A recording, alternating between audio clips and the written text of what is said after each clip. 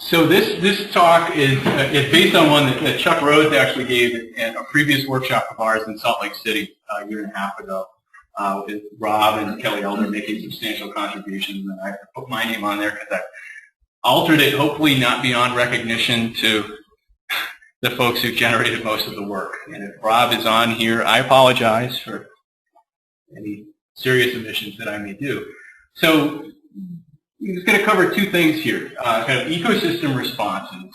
You know, what's happening to that? What does that understory look like, at least in logical zone? What has it done functionally, pre and post infestation?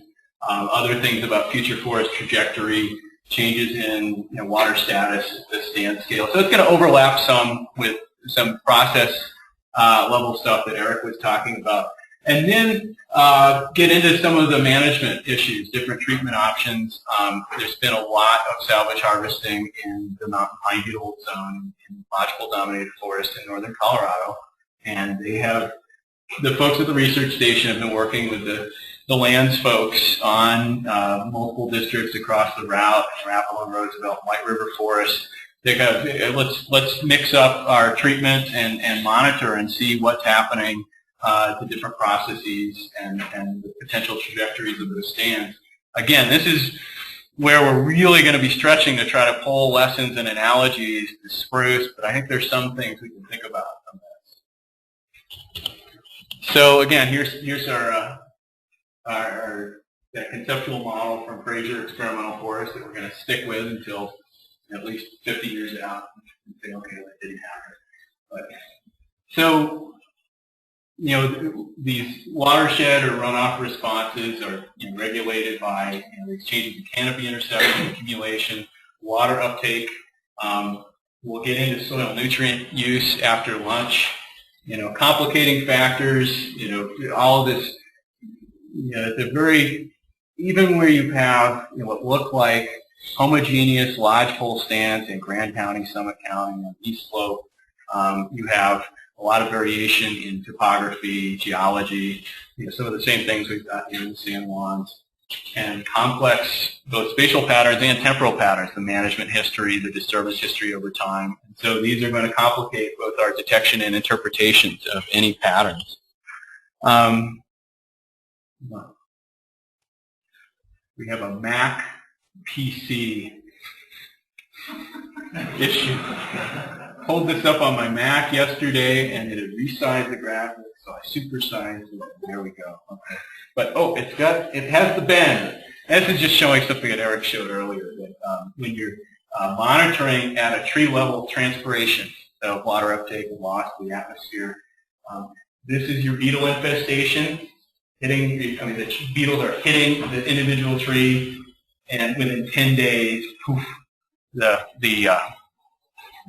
blue stain fungus has gotten into the phloem and cambium, just shutting off the water transport.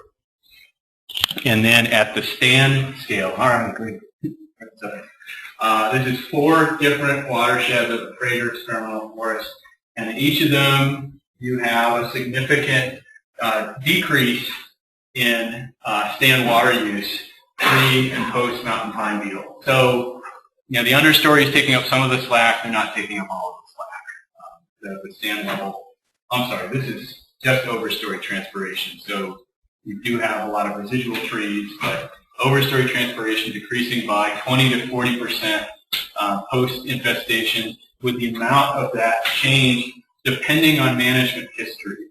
And I'm trying to think, East St. Louis and Wexon, I think, are younger forests with maybe thinner, more harvesting than in the past.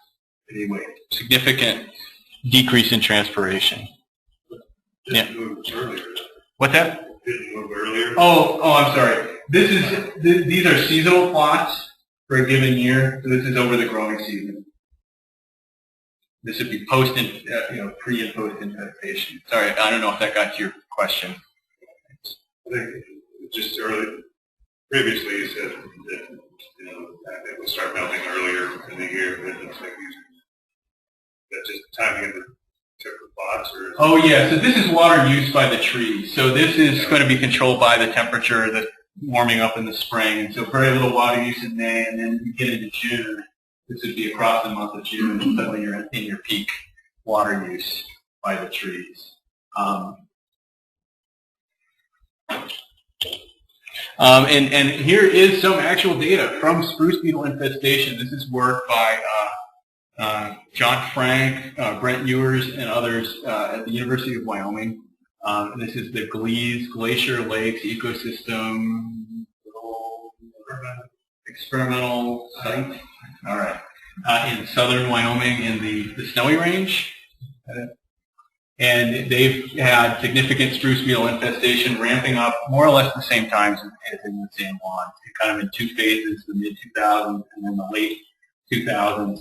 And so as that infestation has progressed, we'll look, I'm sorry, this is ET, so evapotranspiration, so water loss from the stand. This is including overstory, understory, everything. This sort of net flux of water from a stand and decreasing by about, it looks like 20% between the earliest phase of the infestation, the black line being 2010, the last year.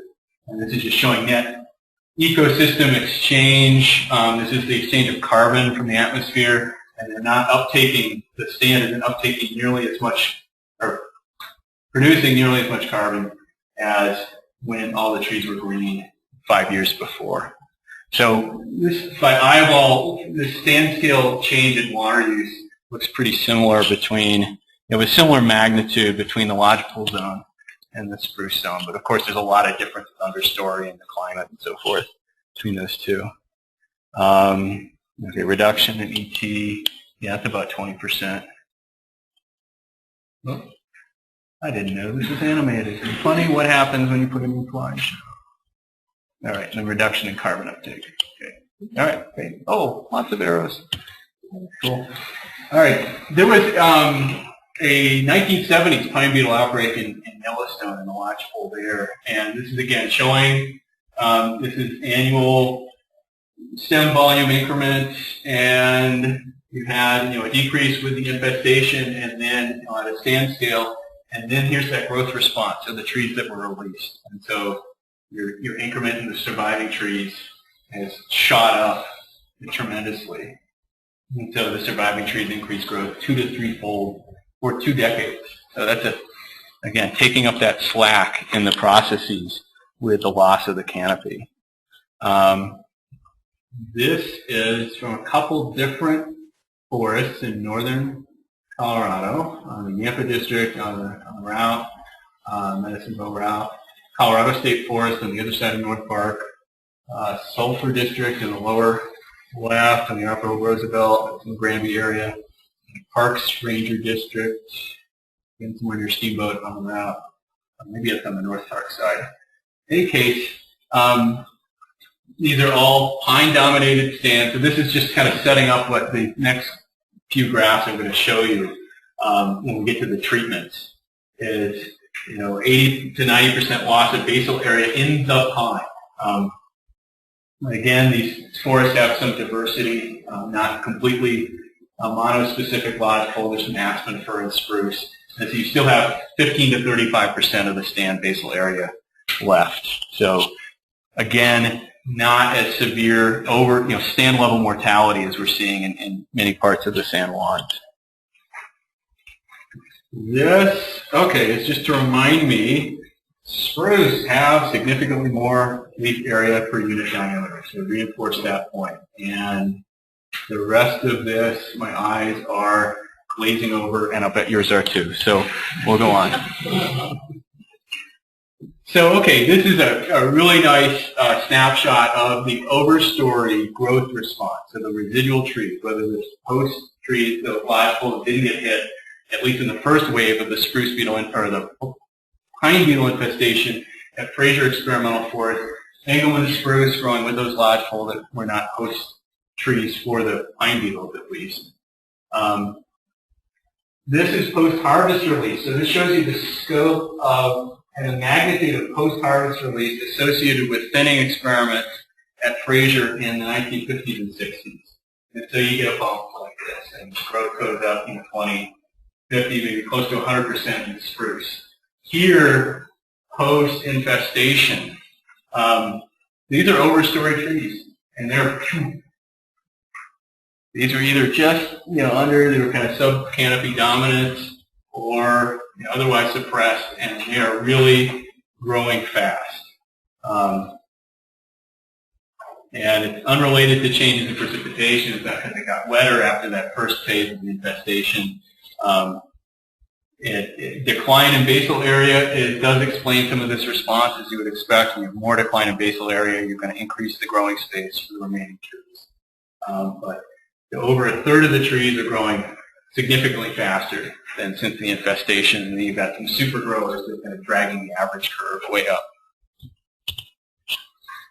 Understory trees. This is significant and relevant to the San Juan. Here we have subalpine fir that were in the understory of this lodgepole dominated canopy, and the height growth here we're comparing. This is actually comparing untreated with salvaged harvest, where they took out the dead lodgepole holes. That the leader growth in the subalpine fir, seedlings and saplings, really shot up in the late 2000s. Harvested not so much; they're probably getting too much sun and more drying them out. But again, your understory is responding really nicely underneath that dead lodgepole canopy. And again, looking at 3 different species in the understory: Engelmann spruce, lodgepole pine, subalpine fir. And so here we're comparing, I think these are 2 similar years in terms of precipitation: 2007 height growth to 2010 height growth. The fact that these are all above that diagonal line, most is showing that the growth is across all of these individual trees, seedlings and saplings, was higher in 2010, more height growth. And that increase in height growth is correlated with reduction in basal area. The more of the overstory you're removing, the more of the seedlings and saplings are able to take off and grow. So on a stand scale, we've already alluded to this a couple of times, and so let Chuck, Rob, and Kelly say it again, that understory trees may reduce overall stand level, basin level transpiration loss after the overstory mortality. And the young trees also use more water for a given leaf area than older trees. And so the young trees are a little more profligate in their water use. The old guys fall over at the bar, young guys come up, and they're drinking more. They just turned 21. They're just drinking it up until the spruce beetles get them. Okay, so the management response to mountain vine beetle has been extensive. You're looking at the same 4 areas. Oh, I guess Fraser is one of them. Colorado State Forest, Willow Creek, that's just south of North Park, and then Gore Pass on the Yampa district of the route. And they're looking at specific harvest practices. This is just showing on the Arapahoe Roosevelt the amount of harvest, and black is just clear cutting over decades since 1910. And the peak was in the 1970s, dropping quickly into the 1990s, and here's the post-beetle harvesting going on in the Arapahoe Roosevelt. So returning to the overall harvest levels of the previous 20th century peak, but with even more clear cutting. However, and this is true, and maybe percentage-wise very similar to the case across the San Juan, is that maybe 10% of the area is practically treatable with any mechanical treatment because of topography, because of management classification, wilderness study, natural areas, and so forth, and only some fraction of what's theoretically treatable would actually be treatable given budgetary and other constraints. They did some modeling with a forest ecological model that predicts, given basal areas, given shade tolerance, given water use, which trees will be more prevalent in the future. And what they're predicting, at least in this, I forget which part of north central Colorado, maybe at Fraser, that untreated forests will convert to this would be previously lodgepole dominated. Will revert to the most shade tolerant species. Subalpine fir seems to be doing really well in the understory. If you harvested those forests and got rid of the basically these trees, clear cut them, you would revert more to a lodgepole stand.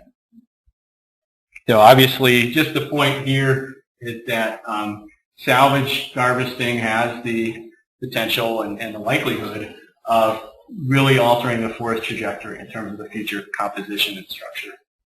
Because even in the spruce fir zone where we're seeing 90 to 100% mortality, there is a lot of advanced regeneration.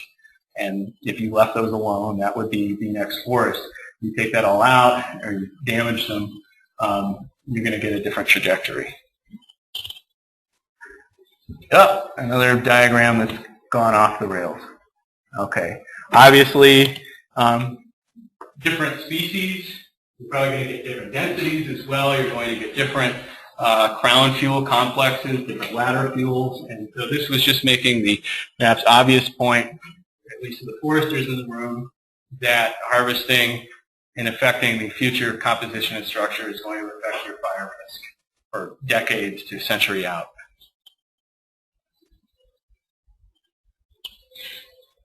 So they looked at 4 different management alternatives on the pine beetle infested areas of those 4 forested districts. No action, WAP and scattering of slash, and actually adding additional slash from other parts of the forest, so kind of super slash piles to really increase moisture retention, fuel reduction of poultry harvest, and then poultry harvest plus mechanical scarification and site prep to promote forest regeneration, which would mostly be, I think, lodgepole regen.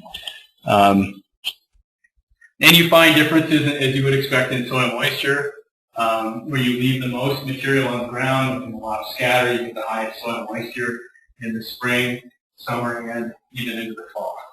It's kind of obvious. But what's interesting to me is the other 2 treatments were really not that different from the uncut in terms of soil moisture. I'll have to think about that. I'm sure Rob or Chuck or Kelly would have something sensible to say about that. And so soil moisture, this is a nice kind of segue across lunch to thinking about water quality. Soil moisture is also very tightly related to the nutrient cycling. You have more soil moisture, the nitrogen-fixing bacteria are more active, and so if I toggle back and forth, where you have more soil moisture, you have greater extractable nitrogen, which could be a good thing,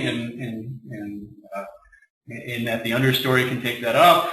It could be a bad thing in that under the wrong conditions, more of it can leach to streams and be present as nitrate in the streams. But again, your treatment is going to affect a lot of different things, including soil moisture and your nutrient levels. And I am going to skip carbon dynamics. I think I'm getting way out of my realm. All right. Oh, nice. That was the right stuff to skip, too. So the take-home messages from the mountain pine beetle infestation with respect to both ecosystem level responses and management activities. They found that regeneration is abundant in beetle-infested stands, and I think we find the same to be true across the most heavily hit areas of the spruce zone. And maybe there's some, David, I know, did not look, extensively at understory, or I'd say in a rigorous way at the understory. We were there making observations. I mean, are there any areas where you were concerned about whether this would revert to non-forest for decades? No, I mean, in general, there was regeneration pretty much everywhere. Of course, it was heterogeneous. The reason I didn't look at it in a rigorous way is because the herbaceous understory, the Fulton herbaceous understory, is making some of the smaller seedling hard and not impossible to plant. There's blue belts that are 4 or 5 feet tall in some of the beetle group stands. So the regen's out there. Some of it's 10, 15 feet tall, some of it's knee high. stuff that's knee high is really hard to find in amongst the herbaceous understory. But no, there's a fair amount of regen out there. And thanks, David. The growth of the residual overstory and the understory trees are responding to the loss of lodgepole. I know that we will, if you look for that specifically, you'll see that across the San Juans and the spruce fir. Harvesting, which again is maybe firm grass to the obvious, leads to development of different stand types than you would have if you left it untreated, and likely implications on both runoff and hydrology, and also future fire potential and effects. Among the treatments that they looked at, the more slash you retain, you have positive effects on soil resources, soil moisture, and seedling growth. I didn't show this plot, reduced colonization of new seedlings. That's probably obvious too. You need more material, blocking the seedlings. So I think that is all that Rob had. No, wow, lessons for San Juan spruce, maybe. Residual overstory and understory, spruce fir, aspen, etc.